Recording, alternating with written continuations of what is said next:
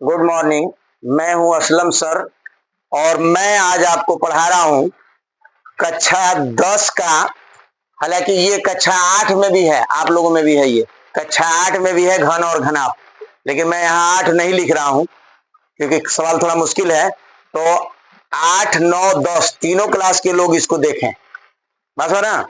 ये 10 की किताब से लिया गया है। सवाल कह रहा है कि एक घनाभ की बीमाएं क्रमशः इतना इतना और इतना है, इसे पिघलाकर एक घन बनाया गया, तो घन का आयतन और पृष्ठ ज्ञात कीजिए।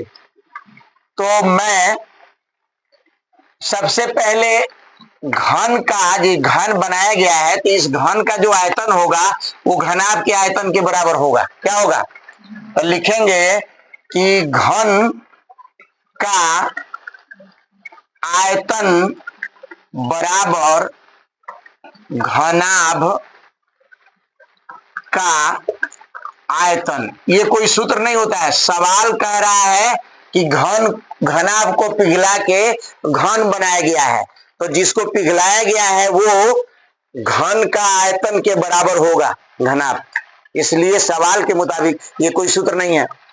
तो घन का आयतन हो गया घनाभ का आयतन, और घनाभ का आयतन होता है A गुणे B गुणे C। अब ये हो गया 100 गुणे 80 और गुणे 64, ये हो गया आयतन। घन का आयतन हो गया इतना। अब हम निकालेंगे घन की एक भुजा। क्या निकालेंगे? घन की एक भुजा। इसके लिए सूत्र होता है आयतन का घनमूल। क्या होता है? आयतन का घनमूल।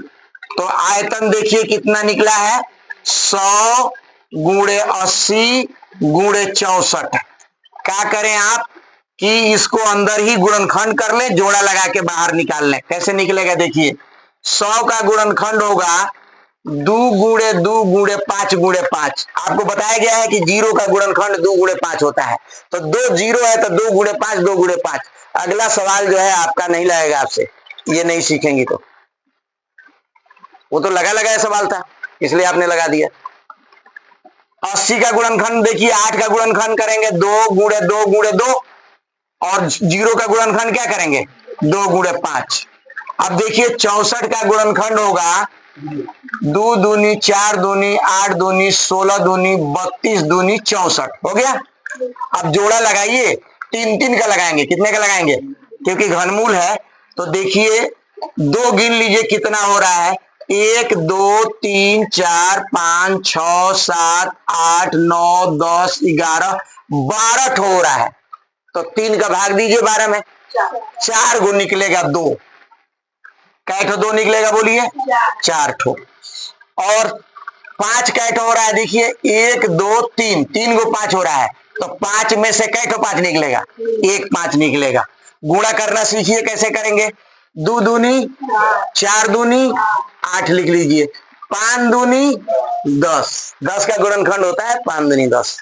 ये नहीं सीखेंगे आप लोग तो दूसरा सवाल बोला जाएगा, बदल के तो नहीं लगाएंगे। अब ये भुजा निकल गया। अब जो मन करे सो निकालिए। क्या क्या निकालना है बताइए? घन का आयतन, कोई बोल ही नहीं रहा, तो घन का आयतन बराबर हो जाएगा A पर 3 घात बराबर 8, 80 पर 3 घात बराबर 80 गुणे 80 गुणे 80। तो ये हो जाएगा, देखिए 3 0 हम पहले लिख लें, और 8 अठाई 64 में 8 से गुणा करिए, कितना होगा? 8 चौको 32, 8 छके 48 और 3 51। ये हो गया आयतन घन सेंटीमीटर। कितना आया है आंसर? देखिए कितना आया आंसर, आंसर देख लीजिए। अब निकालना क्या है बताइए? पृष्ठ। ये गुणा देखे, सही है गुणा। 8 अठाई 64 होगा, उसमें 8 से गुणा करेंगे, 8 चौको 32 8 में 3, 8 छके 48 3 51। सही है। चलिए अब हमको क्या निकालना है बताइए? संपूर्ण पृष्ठ। क्या निकालना है? तो लिखेंगे, यहां लगा रहे हैं घन का, पृष्ठ कहिए चाहे संपूर्ण पृष्ठ, तो घन का संपूर्ण क्या होगा? संपूर्ण पृष्ठ बराबर क्या सूत्र होता है?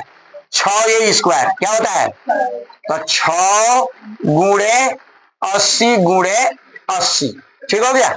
इसका देखिए, तो इसमें 8 हटाए कितना हुआ 64, 64 में कितना से गुणा करेंगे 6 से, 6 चौको 24, अच्छा के 36 आदू 38, कैठो जीरो 2 ठो जीरो, तो ये हो गया आपका वर्ग सेंटीमीटर। क्या हो गया वर्ग सेंटीमीटर। आंसर देख लीजिए 38400, 38400। क्या परेशानी हो रही है? अच्छा तो आप थोड़ा सा ऊपर कर दीजिए, दिखाई दे देगा। आगे ये आ रहा है उसमें 3, अरे आप ये आ रहा है यहाँ तक 6 गुणा 80 गुणा 80, तो इसको आप गुणा कर ले, यहाँ लिख दे रहे हैं, देखिए यहाँ लिख दे रहे हैं, यहाँ दिख रहा है 3 8 4, 8 हटाए 64 का गुणा कर रहे हैं, देखिए 6 चौको 24 यहाँ गुणा कर रहे हैं, ये दिख रहा है ना। अच्छा अच्छा के 36 आदू 38, यहाँ लिख दे रहे हैं, देखिए नीचे छोड़ दीजिए वर्ग सेंटीमीटर। ये आंसर हो गया सर, यहाँ भी लिख दिया है, यहाँ भी है, ठीक है। और इसको लगा लीजिए, मैं हूं असलम सर।